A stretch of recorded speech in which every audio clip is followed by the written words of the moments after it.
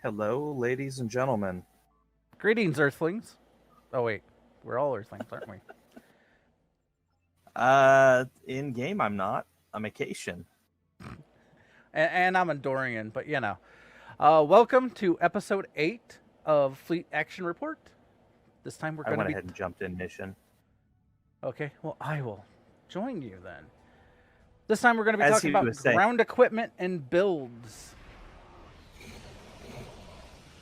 So we're going to start blowing some stuff up first. well, we got to get to the ground mission. We can still talk while we do this, though. This fight shouldn't be too challenging. We are going after Borg, if you couldn't tell. I better make sure I have my setup for the Borg then, huh? Yeah, we'll talk more about the ground.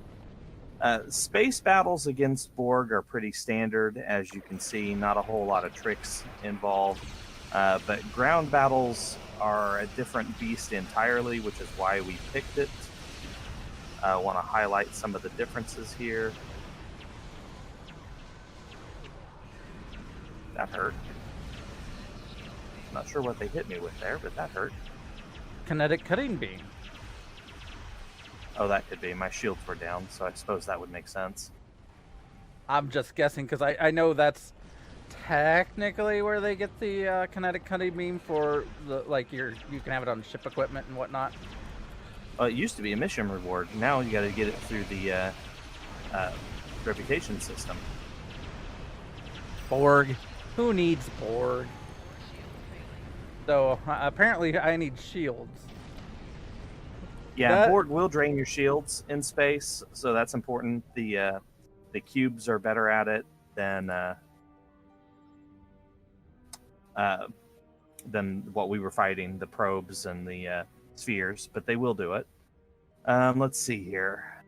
I'm getting a lockbox quick because I missed it. What are you going to bring with today? We're going to talk about this, so I'll just stick with my Borg. He can debuff people. You want to bring a healer and then whatever other character you want? I can bring my healer. Well, let's see. You are bringing your Borg. Is that your healer? No, he is a debuffer. Debuffer. I do like having my Jem'Hadar. He's my tactical. Would mean that we're going with one engineer, but that's fine. That's perfectly fine. I can bring my healer if you want. Oh, did I time out? Yeah, it timed out. That's all right. Let's just queue it up again. But yeah, no, I like my tact. Okay. When I go on missions, I love going with my Jem'Hadar guy. He's cool. Okay, so hello. First and foremost, sorry for the delay. We had an unexpected family talk.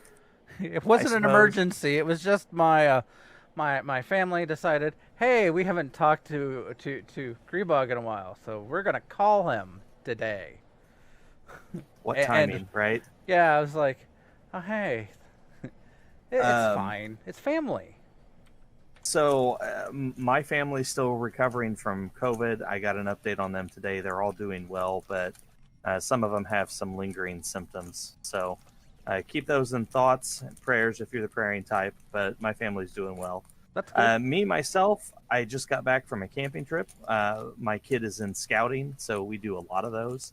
I'm a little sore from this one. We did a rock, well, not really rock climbing, but rope climbing, balance beam, zip line thing, and I am definitely feeling it.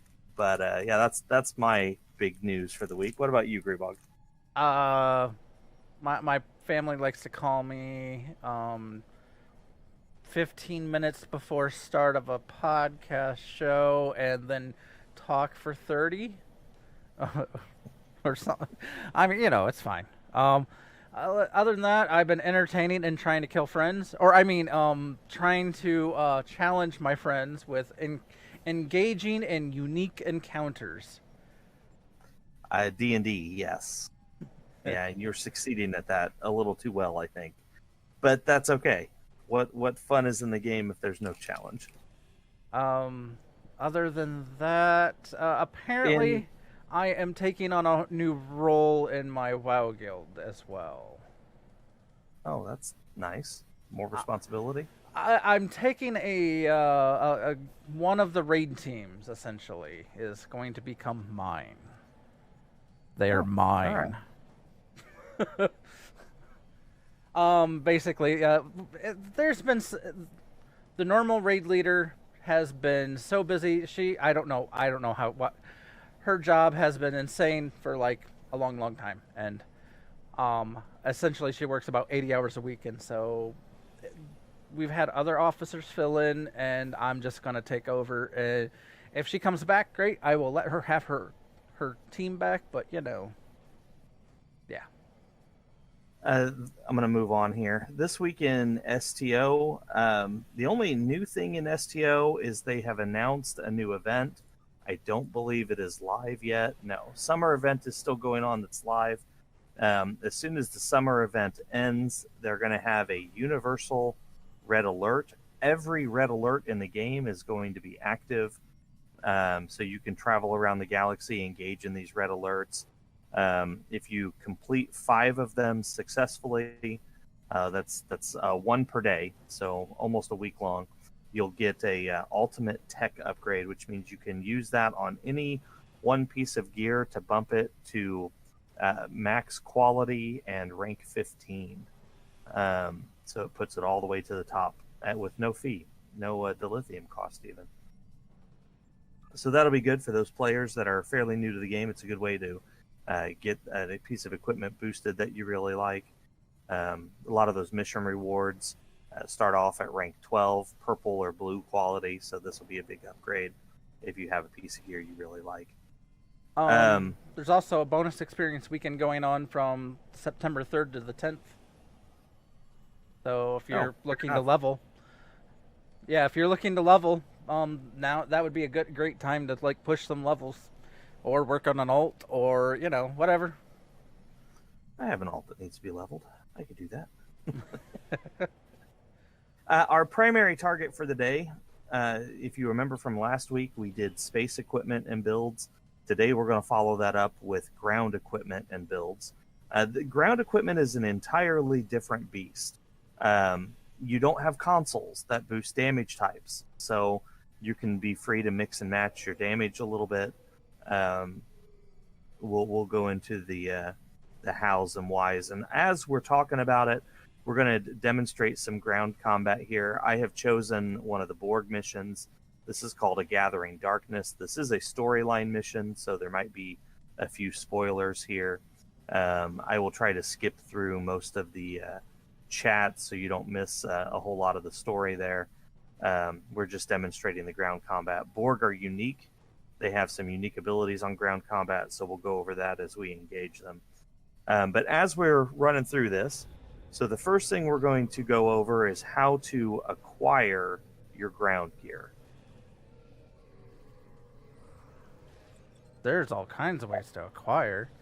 One of the common ways are vendors, and that includes fleet vendors, and there are normal vendors as well.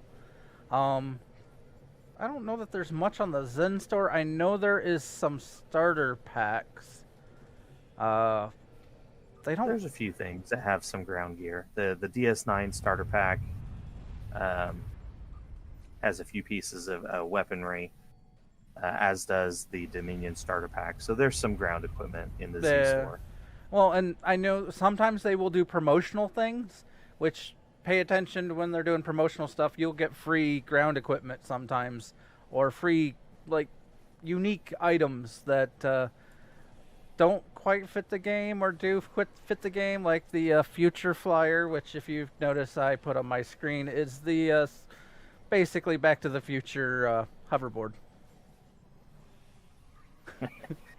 I used that in this summer event. That was fun. Actually won me one of the races on that thing. One thing I did not put down on our list is not crafting. I'm sorry, the reputation store. The two big ways to get really good ground equipment is from mission rewards, such as the mission we're running, or the reputation system. There are all kinds of really handy, really handy items in the reputation system. And I'm about to die. This Borg is kicking my butt here. Yeah, you went off. I guess I was paying too much attention to looking at stuff and things that I had. And... Oh, he's a heavy tactical drone. That's why. The resurrection there that you guys just saw was a piece of ground gear from an event they ran a couple weeks ago called the Red Angel suit. It will resurrect you one time for free, so I just used that up. Crafting is another way you can get some really unique items. If you're not using your rifle, Greebog, I suggest you pull that up. We'll go over that here in a little bit, but it'd be nice for the viewers to be able to see that. I am using the special rifle. There you go. So what he's talking about here, I will pull up the character. Well, let's before we go into that here, weapon types. You've got your pistols, and there are also dual pistols. You've got your rifles, and there are various types. Assault weapons, which are kind of like your miniguns. Melee weapons, and there are a variety of those now. When the game first launched, there was not. It just started with batleths as kind of the only ground weapon, or the only melee weapon. So Klingons kind of had an advantage there. But over time, we have all different kinds of swords now. We have batleths, we have axes. So there are quite a few different melee weapons. And there may be a few special types out there. I know one in particular, this here avalanche on my screen, is for an event only. It basically throws snowballs. Not really good for your general combat, but it is handy during the winter event. There was another special one I wanted to highlight. It looks like I don't have it. There used to be a mission reward. Let me see if I can pull up the mission here. Available. There is a weapon here in the Cold War. This has to do with the brain. You can get a weapon out of there that deals cold damage, which is kind of unique. And in Spectres, there is a reward you can get. Skirmish? Nope, not skirmish.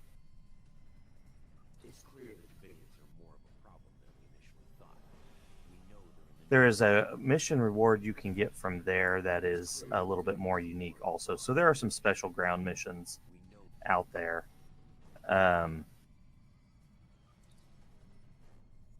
Can be hard to find, obviously. Well, maybe they removed it, because I am not finding it. What are you looking for? There was a special ground mission from Spectres when it was a highlighted mission. Huh.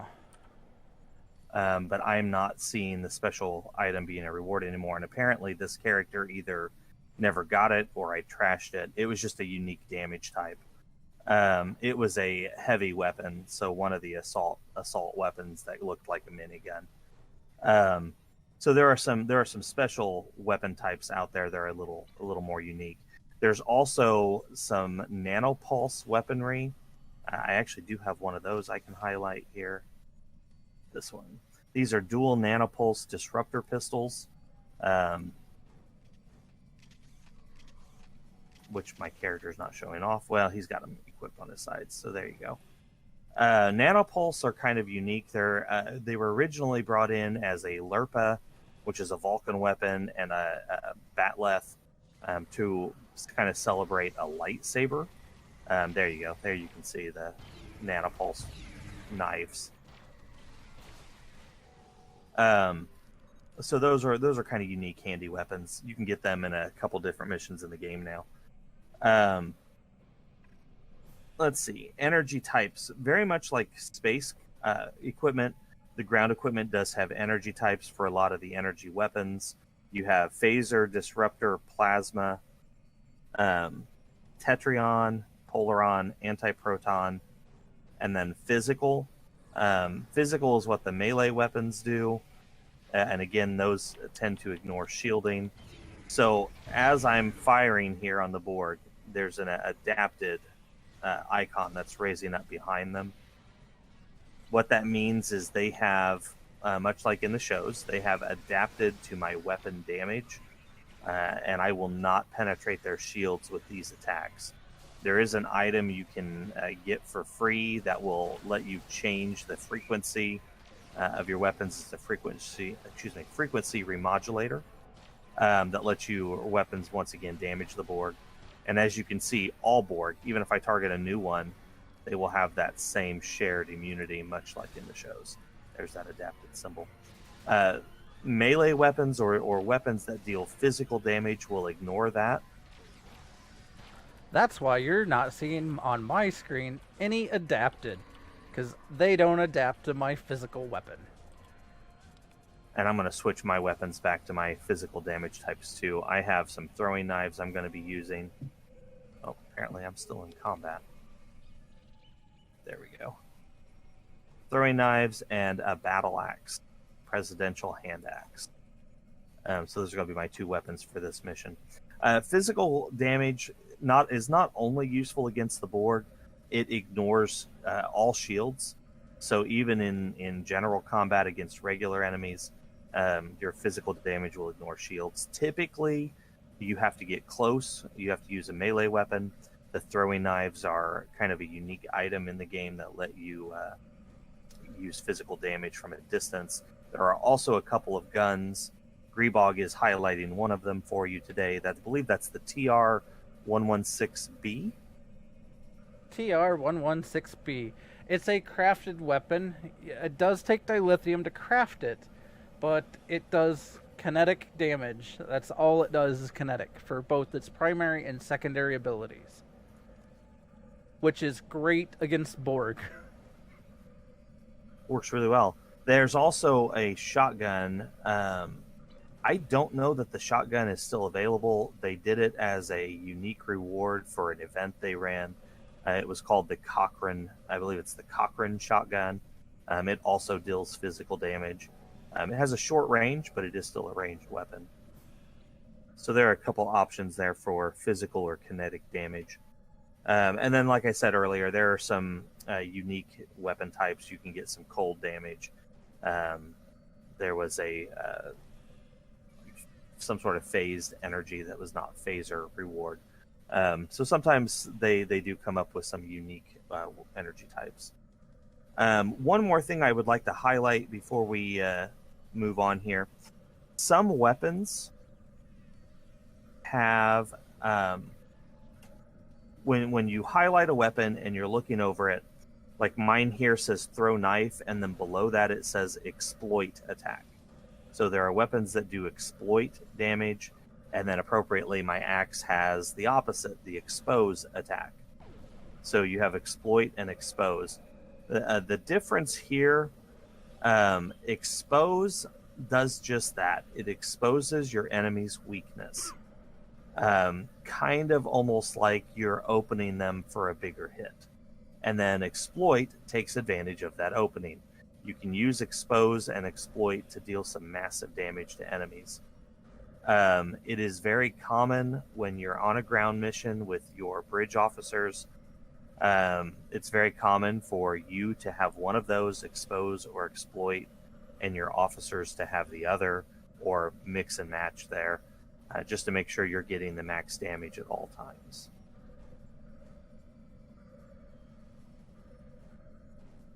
That was something that I really wanted to talk about in this show that we're doing today, was the expose exploit. I know some players, even some longtime players, who never really noticed that was a thing. I'd admit that that was not something I really knew much about before.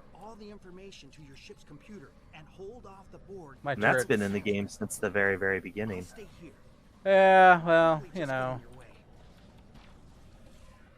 I sometimes, you know, just don't notice everything. They throw a lot at you in the game, and well, no one. I guess I never thought to ask what it meant. I'm just like, oh hey. It is handy, especially on a lot of the TFO boss fights. If you can get a good exploit hit off of another player's expose, it's a good way to bring down some bosses. Expose usually lasts for a few seconds, so if you have multiple players that are using exploit attacks or multiple bridge officers, you can actually get more than one hit off of expose occasionally.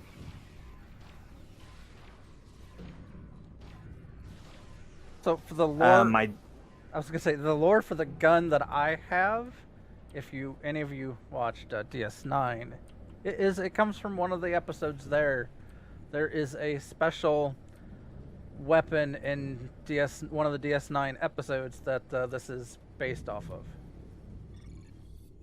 Yeah, it's in the 7th season. It's actually an Ezri Dax episode. They are looking for a murderer who can shoot through walls, and that is the weapon that they have been using in that episode. Apparently, they attach a micro transporter onto the end of the gun so that the bullet, as it's fired, is transported to another location. So if you haven't seen the episode, it's kind of a cool episode. Gives you some background into the past lives of Dax, the current host being Ezri. And then, yes, they carried that over into this game. There are actually two versions of that rifle. The TR-116 was a pre-order bonus, and then the 116B is crafted. The crafted version is a higher, has more potential, better damage, higher quality.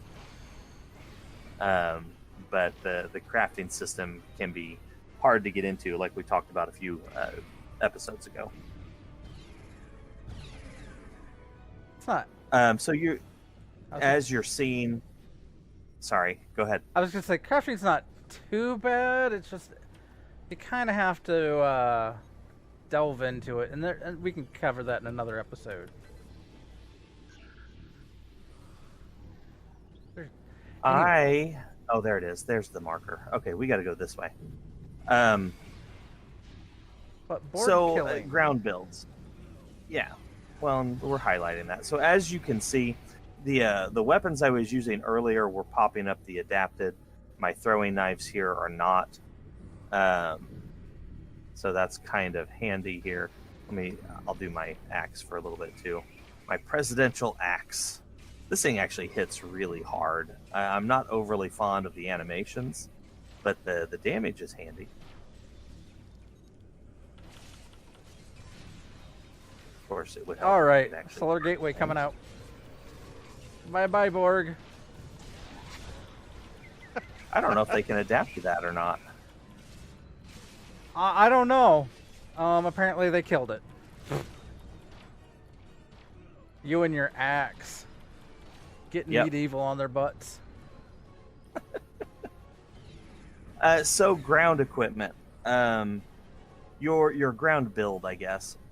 Your ground build, again, is not as limited as the space builds. You don't have... That was a good hit, Greebog. I think you vaporized him.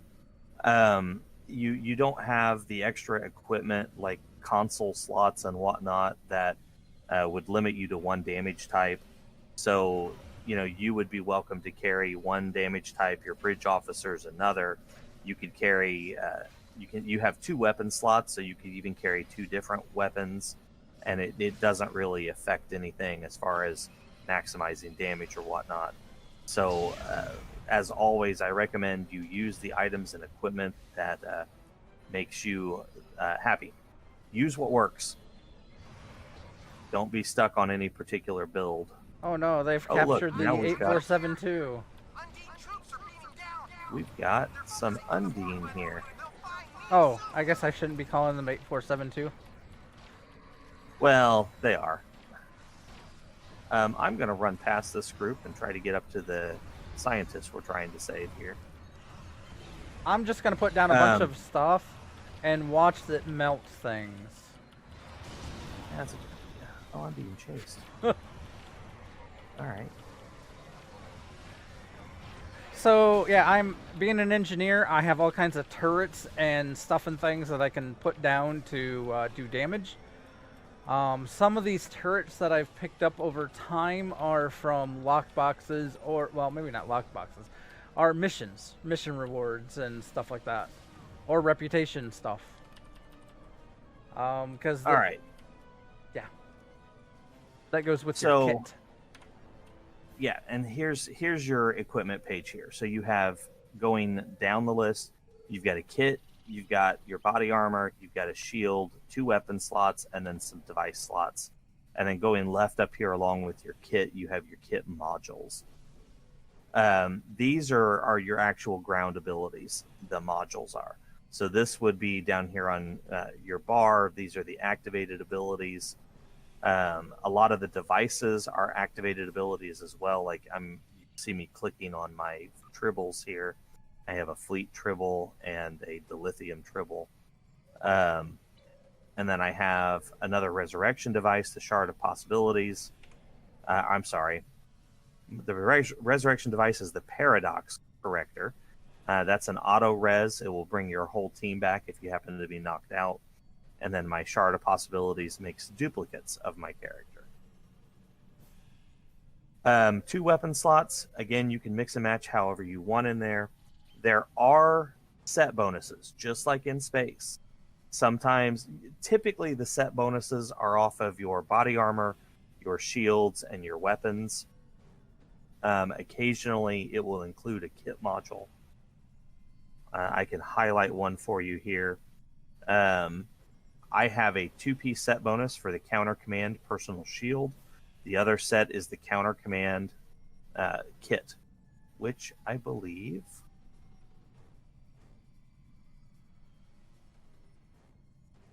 is this, the kit. Yeah, Counter Command kit. So the two of those work together. I go to more details here, and it shows you I've got plus 10% phaser, disruptor, plasma, polaron damage, 5% crit chance, unstable, reduces the unstable beam's time to detonation by 33%, and the recharge timer by 2 seconds. I don't actually have that ability because I don't have the 3 set bonus right now, because I took my armor off in favor of the Red Angel suit. So that is my only set bonus right now, is the 2-piece set bonus. I really like that Red Angel suit, so I'm sticking with that for now. And then my 2 weapons are both designed to fight Borg. I do have the phaser beam that goes with the shields, so I could pop that in and get myself that three-piece bonus if I wanted to. But that's your equipment layout in a nutshell.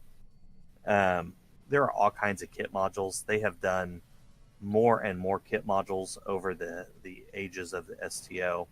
The 3 yellow ones here are one is a lockbox, the other 2 are mission rewards, and then the sweeping strikes and the lunge are just basic ones that you can buy from the vendor or off the exchange if you want a higher mark level, which I need to upgrade mine. Mine are both Mark 11.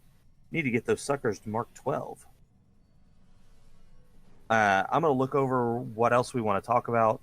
Greebog, if you want to highlight some of your build here, I'll be quiet for a minute. So I currently am using a set. It comes from one of the reputations. It's the Mako armor set. Honestly, I didn't really need to swap out my weapon because of one of the set bonuses. If I use all 3 pieces, there's some nice things on top of the added armor. You get for a 2-piece, you get an emergency shield capacitor, so you can get your shields back up quickly. The 3rd piece is a tactical readiness network, and also comes with integral frequency remodulation, which instantly overcomes Borg adaptation. Though you'd still have to trigger it, but it's an instant versus having like a cast time. Not that we're casting spells, but yeah, you get the idea though. There isn't a time to I think the default, 4 seconds to apply is the default. The integral is instant. So that's the some of the benefits. Um, for my kit, I am an engineer, so a lot of my stuff is like I have some scarab plating, which is what you see when I was getting hit. Sometimes it was popping, and it puts on those. They were like these plates on me that kind of were looked like minor shield plates that were popping up, and it just gives me more resistance. I have one turret that is called an overcharge turret that does a massive beam straight forward. Then I like to normally run with a mortar. Mortars you set down and they will launch it launches a mortar shell that will blow up in a radius.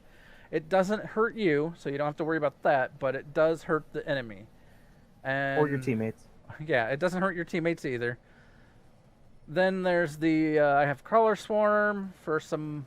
I like having mines. These are mines that move towards the enemy, so it makes the mines a little more useful. There are just some standard mines that you place down, but then you have to back up or lure enemies into them, which you can do. Yeah. And then the solar gateway, which is the other one I have. That one is, in my personal opinion, a bit overpowered.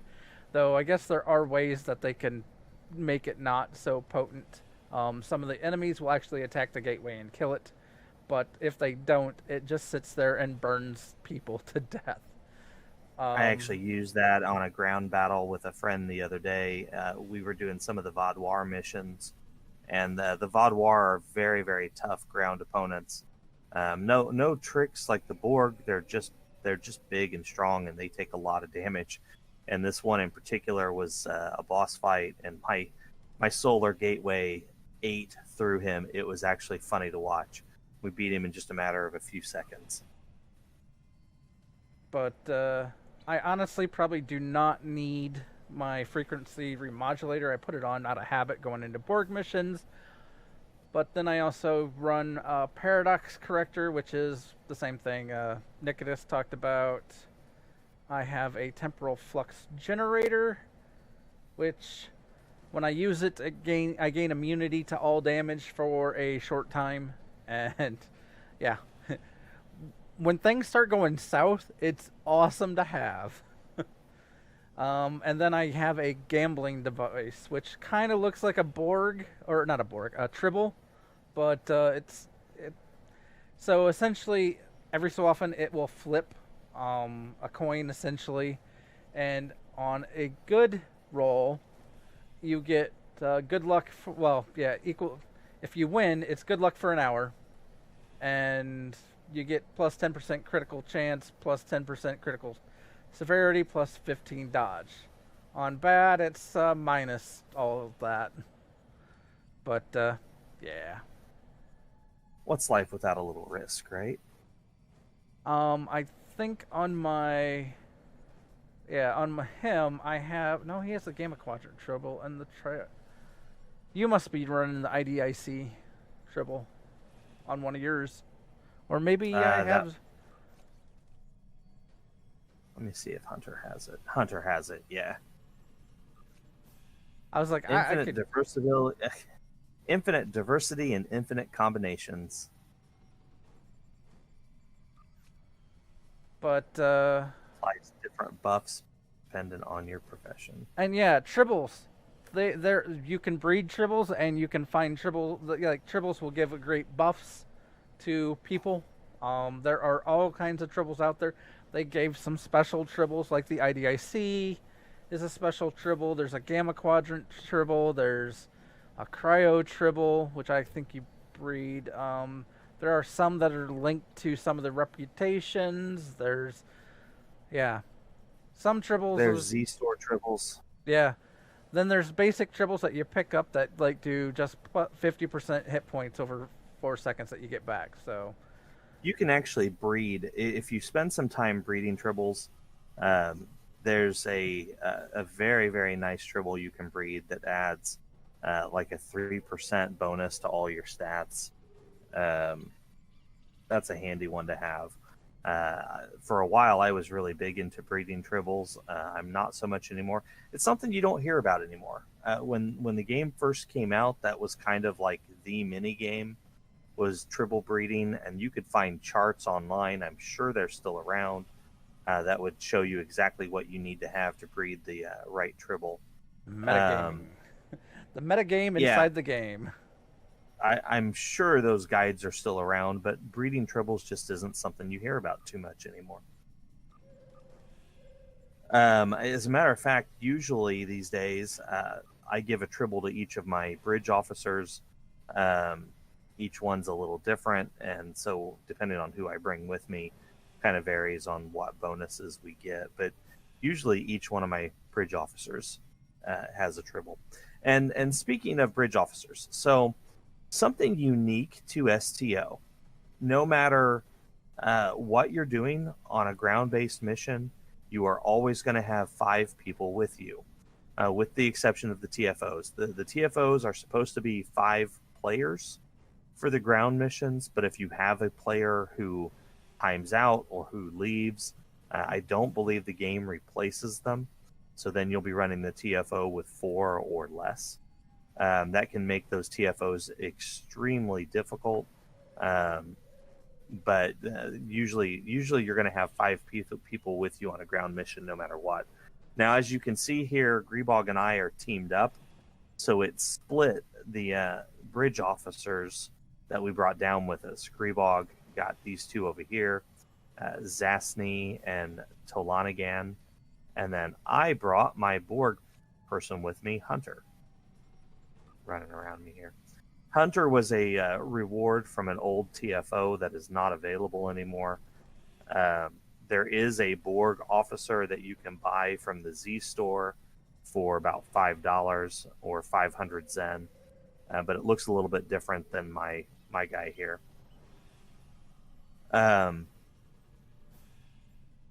The ground-based build, you have to take into consideration your bridge officers, especially if you're a solo player.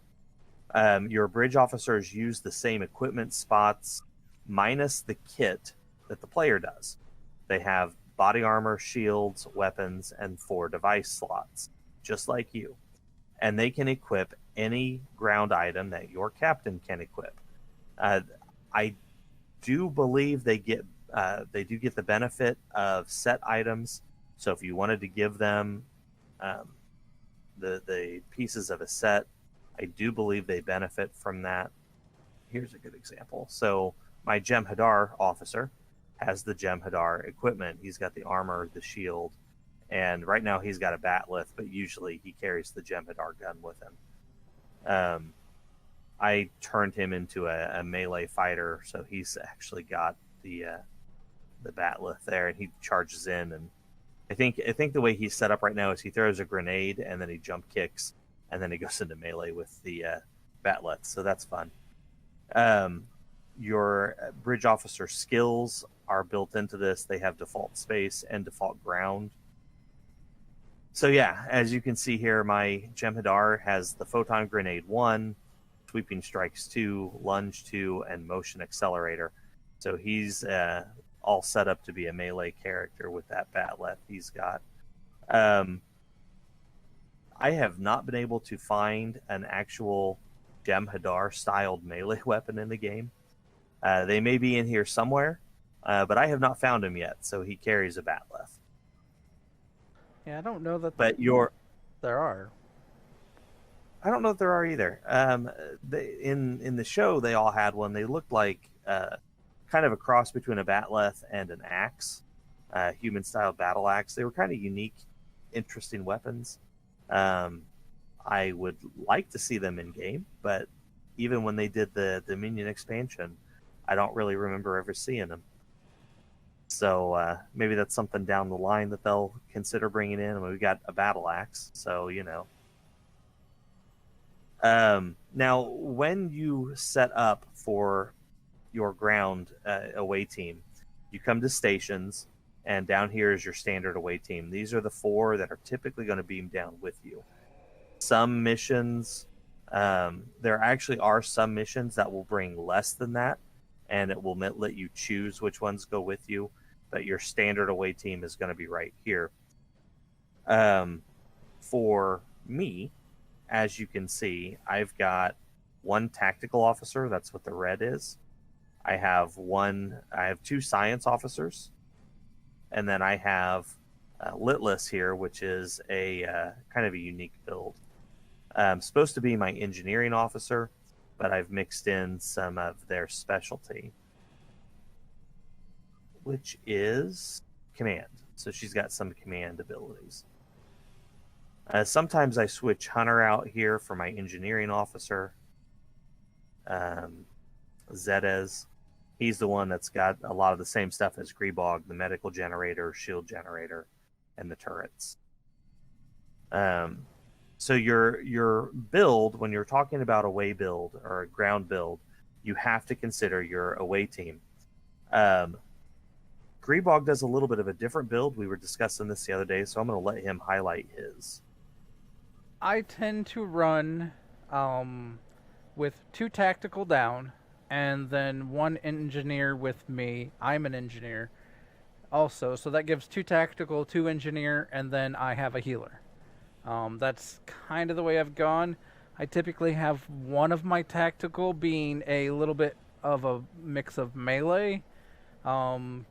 He does great for knocking things down and pushing them back, and then he shoots them. It's just That's funny fair. to watch. And the other one just basically does more of the like throws grenades and suppressing fire, and yeah, keeps everything at bay. Now my engineer, which he also is a command specialization. I have him using 3 of the command skills, and then I gave him the quantum mortar fabrication. Mortars have always to me seemed a bit I don't know if I'd say overpowered. They seem to be very powerful. And the reason being is like you can plant one mortar turret in one room and you can go other rooms while doing missions. It will still be launching mortars through walls and ceilings and stuff into the rooms that you are in, even though it's not anywhere near you. So that's why I've always liked the mortars, because you get a lot of use out of them, even if when you change room to room to room while doing some of the ground missions.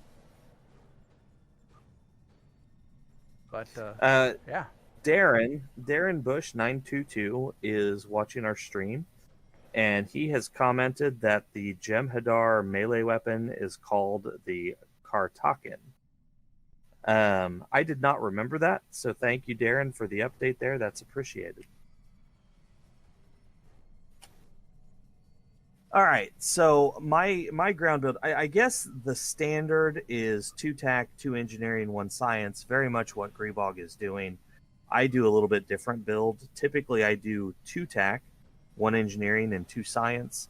That would be 1 science officer as a healer, who is Nasha here. And then Hunter is actually my debuffer. He doesn't do healing per se. He does a lot of things to hamper the enemy: stasis field, electrogravitic field, tachyon harmonic. So he's my debuffer. He's supposed to slow the enemy down, make their damage hurt a little bit less, so on and so forth. And then Nasha is my full-on healer. And then, like I said, Zedez has the abilities that drop items like turrets, shields, and then my Jem'Hadar is my other one, who's my melee combatant, and I already went over that. So I tend to do a non-standard build, but I really like the debuffer. I think the science officers as a debuffer tend to be underutilized.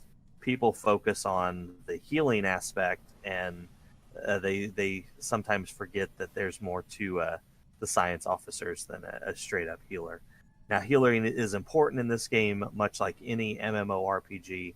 So on your away missions in general, it is a good idea to have a dedicated healer, but don't forget some of those other abilities too. They're fun.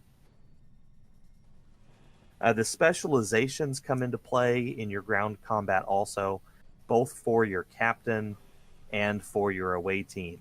The specializations, like we talked about, the command specialization will have unique ground abilities. I am not going to cover them all. There are just too many. Um, but look through them. If you find one that you like, don't be afraid to utilize it. Some of those abilities are powerful, handy to have. Your traits, you do have personal ground traits on your captain, and some of the reputations have ground traits also. So you can do a build here with increasing your damage on your traits. For example, I've got equipped here physical strength, which ups my physical damage. Again, using those throwing knives and the axe. I also have a pounce attack, which goes right along with my lunge. So I actually have two attacks that can charge enemies. Um, Resilient for extra damage resistance. Damage types, since I'm using pistols or rifles, so on and so forth. So pay attention to your traits as you're doing your ground build. Pay attention to those specializations. Your specializations, we went over that with the space build a little bit. There are space and ground specializations. Let's see. You get to those. Go to skills, Oops. and then there's on the special. There's a tab there for specializations. Then you have a drop down. You can look at Yes. you got command officer, intelligence officer, miracle worker, pilot, temporal operative, commando, constable, and strategist. That's a Pilot, total of 8. yeah, pilot and strategist So are two of the space only. So if you are looking to have, you can have one active primary and one active secondary. And I would recommend having at least one of them that has at least a mix of ground to help you when you're doing ground missions. Though you can switch them at any time. So, I mean, you could switch in commando and do ground missions and then switch it back when you get back into space. that is true. So yeah, for space abilities only, again, pilot and strategist. For ground only, you have commando, and that is currently the only specialization that is ground only is the commando. All the rest of them, constable, command, intelligence, miracle worker, and temporal operative, are all both. They do a mix of ground and space. So you can max all these out, switch between them at will, find the ones that work for you. Your specialization is one of those really unique aspects of STO where you can switch in and out of it at will, and you can max out every specialization if you play the game enough. It'll take some time, but you can do it. I've heard of people that have done it, and I'm like going, more time than I put in. I've maxed out the ones I'm using. I'm not far from maxing technically two other big ones, but oh no, I have maxed out Miracle Worker. Huh, okay, I guess I didn't think I had at the time. But yeah, I like Commando for ground. I really do. I can certainly understand why. I actually am very fond of Constable, mainly because most of the Constable abilities affect both base and ground, so you don't have to pick and choose. On this character, as you can see, I have not started the Constable tree, but I do have another character where I believe I have maxed it out. I'm pretty fond of Constable there. Again, read through them, find the one that works for you and your play style, run with that, or switch them at will. And for those wondering what I'm doing is I'm literally using one of the abilities for that comes out of Commando is called Wrecking Ball, and whenever you do a dive forward, you transport a mine where you were standing. Well, any kind of dive roll. If you do a sideways, you can only have one mine on the ground at a time, and so sometimes I just dive around just because it's funny to watch a mine pop up. I believe those mines do a fair bit of damage too. So if you're being chased, especially by Borg. You know, Yeah. Do a barrel roll. do a barrel roll. Get the mine out there. Throw them back. But So, just to kind of finish up here, your ground builds are not as restrictive as your space builds are as far as energy type. It is still, there can be still a lot that goes into it. You've got your skill trees um, that do affect, you have your ground skill tree that does affect your ground based damage. You've got your specialization. You do have your equipment and your set bonuses. Um, you can use the same equipment on your bridge officers, your away team that beams down with you. And don't forget that expose and exploit. Those can be very, very handy.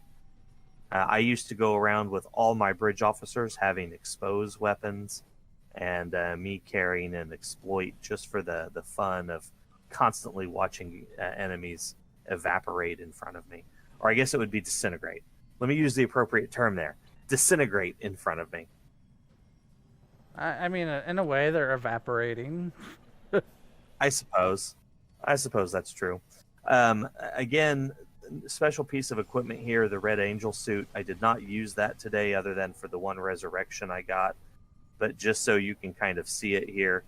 This was a special ground piece of equipment they gave away from 2 events ago. It comes equipped with its own phaser weapon.